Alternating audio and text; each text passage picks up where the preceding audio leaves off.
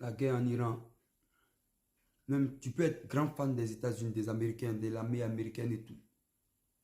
Mais il faut comprendre que l'Iran a démystifié les États-Unis. Ils ont brisé un mythe. Et ça, si ça, tu ne reconnais pas ça, c'est que tu es un plaisanteur parce que Trump lui-même reconnaît ça. Moi, je voyais l'Iran comme un pays, tu vois, Falval, un pays musulman, des dingues, ça a été planté dans un couloir. Mais la guerre, ça l'a démontré. C'est maintenant qu'ils connaissent ces pays-là. Est-ce que vous savez ce qui frustre Trump? Je vais vous expliquer. C'est que lui ne peut pas comprendre.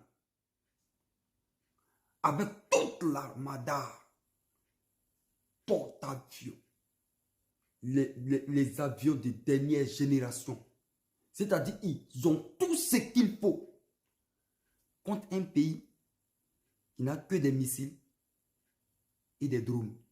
Il n'arrive pas à prendre le dessus. C'est-à-dire la frustration de ça peut tuer Trump et son goï. Je ne sais pas si vous avez capté ce qu'il a dit. Et ça peut même toi-même te frustrer. Avec tout ce qu'il a déployé, les bâtiments, c'est-à-dire que militaires flottant sur l'eau, ce qu'ils appellent les porte-avions, ce sont des bâtiments militaires qui flottent sur l'eau. Ça leur sert de quoi? Ça veut dire que mener des guerres loin de leur pays. Ils ont tout ça.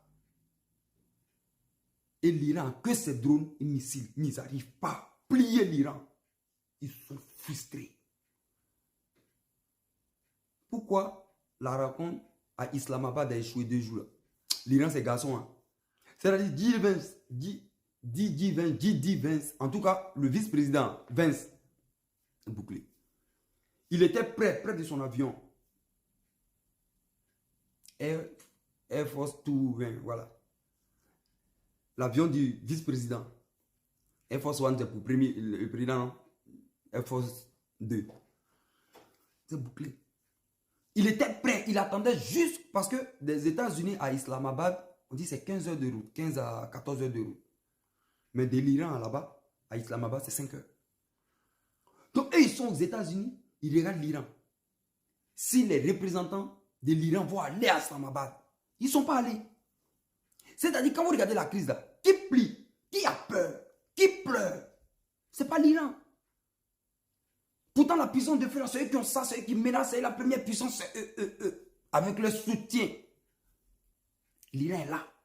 L'Iran n'a pas bougé. Donc, eux, ils n'ont pas bougé. J.D. Vance est rentré chez lui à la maison. Trump dit, il va reprendre la guerre, il est bombardé plus que jamais, Il voit